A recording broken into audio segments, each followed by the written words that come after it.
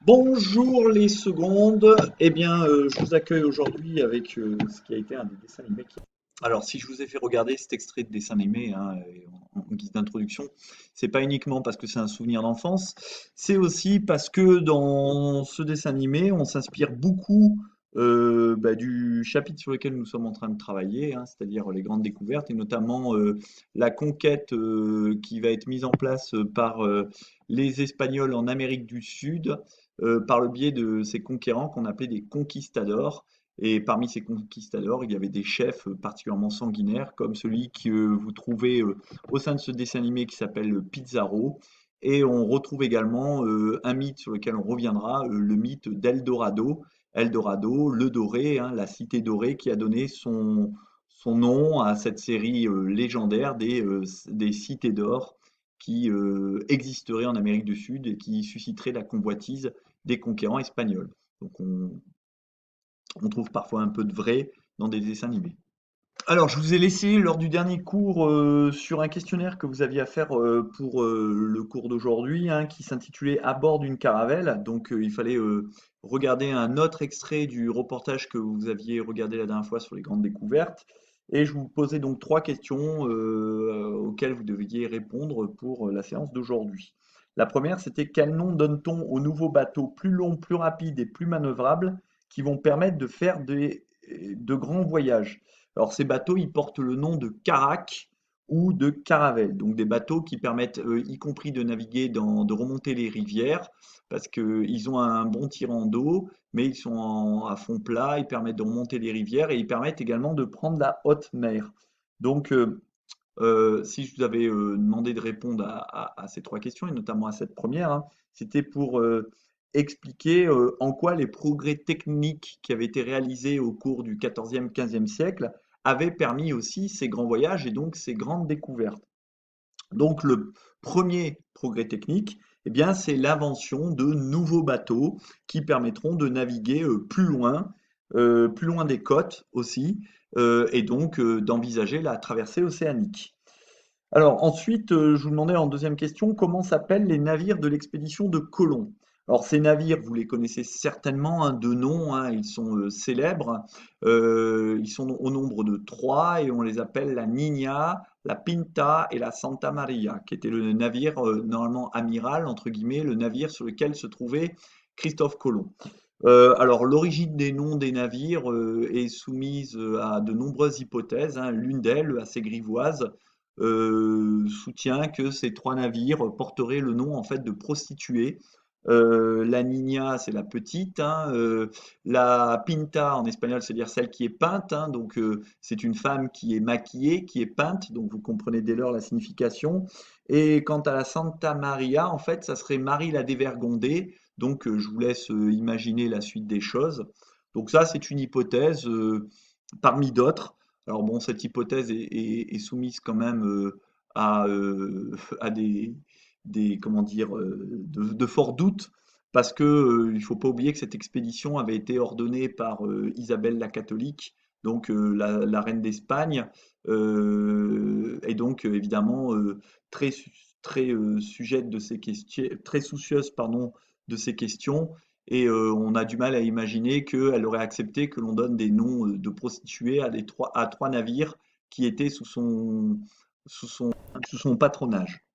Donc ensuite, la dernière question que vous aviez à traiter, c'était quels objets permettent aux marins de se repérer au niveau de l'océan? Et c'est pour ça que je vous ai mis ensuite cette diapositive. Donc certains objets vont permettre de se repérer, comme le compas. Vous avez aussi la boussole hein, qui est utilisée. Notamment, elle permet d'indiquer le nord. Donc, à partir du moment où les marins ont le nord, eh bien, ils savent où est le sud, ils savent où est l'est et l'ouest.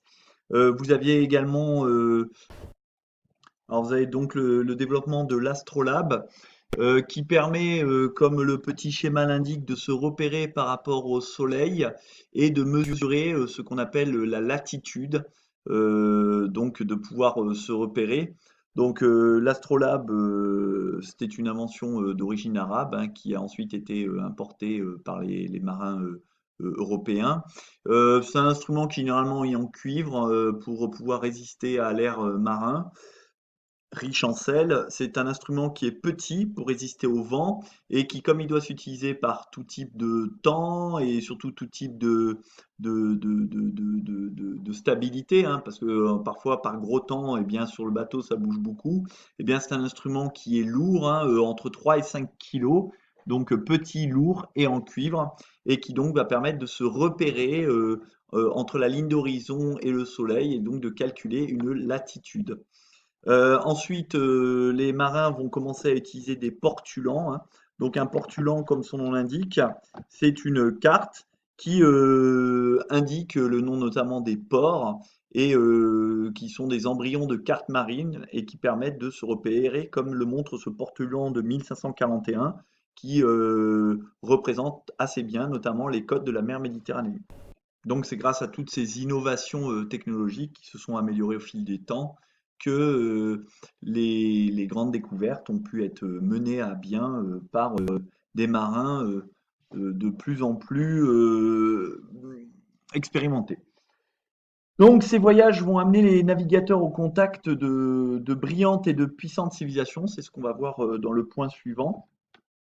Et notamment, ben, vous les voyez, ces brillantes et puissantes civilisations, hein, lors des différents voyages qui vont être faits entre 1492 et 1519. Et les Espagnols vont d'abord, on le sait, arriver aux Caraïbes. Alors les Caraïbes étaient habités à l'époque par des peuples indiens qu'on appelait les Arawaks, comme vous le voyez sur cette légende, hein, en marron. Et puis les Espagnols vont prendre contact avec d'autres civilisations amérindiennes. Donc ce qu'on appelle les Amérindiens, c'est les Indiens qui habitaient l'Amérique. Donc en violet, vous trouvez les Aztèques, sur lesquels on reviendra. En orange, saumon, vous trouvez les Mayas qui correspondent grosso modo au Mexique d'aujourd'hui et à l'Amérique centrale un petit peu. Vous trouvez les Incas qui correspondent plutôt à la Bolivie, le Pérou, le Chili. Et vous trouvez les Chibchas vous trouvez plutôt en Colombie, Venezuela actuelle. Donc l'Amérique, elle était loin d'être vierge hein, quand les Européens sont arrivés là-bas. On le voit, hein, il existait différents empires et qui étaient bien souvent des puissants empires. Je pense notamment aux Aztèques et aux Incas. Les Incas dominaient quasiment toute la partie andine, hein. Vous savez, il y a la cordillère des Andes en Amérique du Sud, avec leur capitale Cusco, et la Mésoamérique, ce qu'on appelle la Mésoamérique. Méso, ça veut dire entre, hein, donc ce qui est entre l'Amérique du Nord et l'Amérique du Sud, ou Mésoamérique. Elle est surtout dominée par, je l'ai déjà dit, l'Empire aztèque et le reste de l'Empire maya. Mais l'empire le plus puissant des deux, c'est l'Empire aztèque avec sa capitale Tenochtitlan. Si je prends l'Empire aztèque, justement, eh bien, c'était un empire qui comptait 25 millions d'habitants. C'était un empire très puissant et sa capitale, donc Tenochtitlan, qui est l'ancêtre de Mexico, était située à 3000 mètres d'altitude. Et c'était le lieu où on pratiquait notamment les sacrifices humains, comme l'indique ici le codex Maglia Becchiano qui se trouve à la Bibliothèque nationale de Florence. Donc un codex, c'était un livre hein, qui avait été illustré par les Amérindiens, et ici les Aztèques. Et on voit bien donc la symbolique, hein, ce bâtiment c'est un temple, et on voit que le prêtre ici est en train d'ouvrir un sacrifié et de retirer le cœur pour l'offrir à des dieux.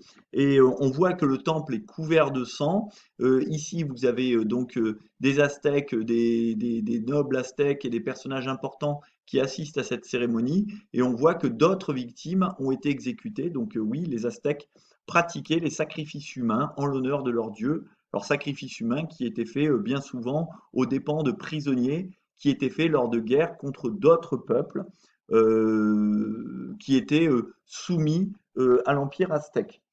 Les Aztèques avaient une religion qui était polythéiste et vous pouvez imaginer le choc que ça a pu être lorsque des conquistadors européens sont arrivés sur place et ont pris connaissance de ces rites qu'ils ont jugés extrêmement barbares. Alors, Les Européens, eux, l'ont trouvé barbare, mais pour les Aztèques, c'était un outil de domination sur les peuples vaincus, et ils avaient l'impression ainsi qu'en satisfaisant leur dieu, eh bien, ils seraient protégés par leur dieu et s'assuraient de pouvoir continuer à dominer leur immense empire.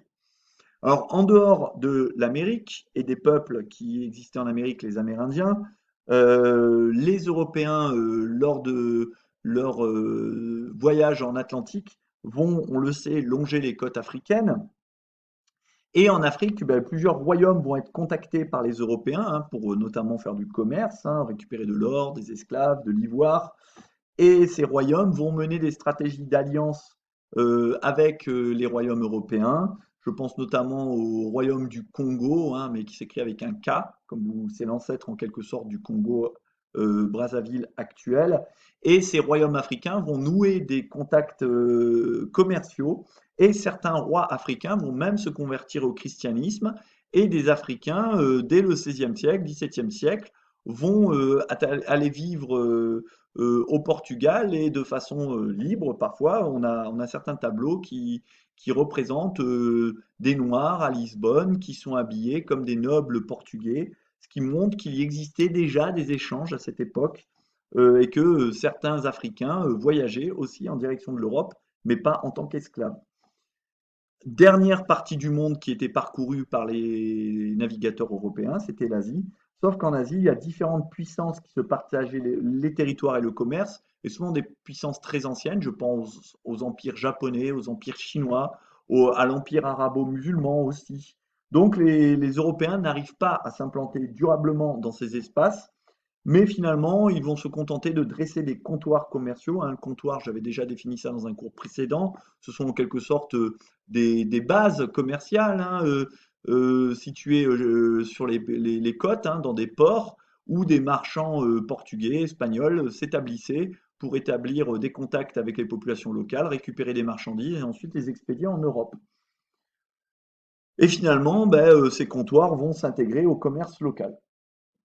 Alors, ça, ce sont les échanges économiques, mais petit à petit, eh bien, les territoires vont également être conquis par des personnages qui vont venir d'Europe et qu'on va appeler des conquistadors. Ces conquistadors qui étaient illustrés tout à l'heure par le personnage de Pizarro, c'est un terme qui est d'origine espagnole, hein, conquistador, ça veut dire conquérant, et donc ils vont se lancer à la conquête de nouvelles terres.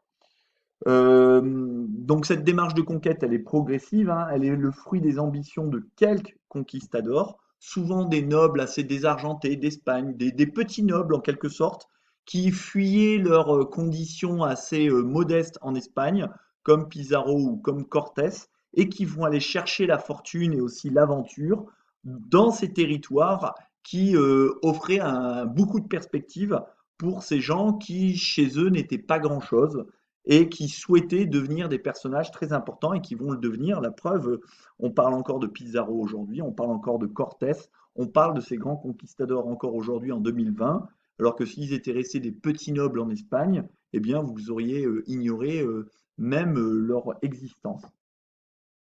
Donc comme j'ai dit, l'Afrique et l'Asie, on va peu s'y intéresser car il y a peu de conquêtes. Euh, Car même si le Portugal hein, va mettre par exemple la main sur différentes îles et comptoirs côtiers pour sécuriser sa route des Indes, il ne cherche pas du tout à conquérir les territoires asiatiques car ça serait trop onéreux et trop complexe hein, face à ces empires très bien établis. Par contre, l'Amérique va être progressivement conquise. C'est ce qu'on va voir dans la vidéo suivante.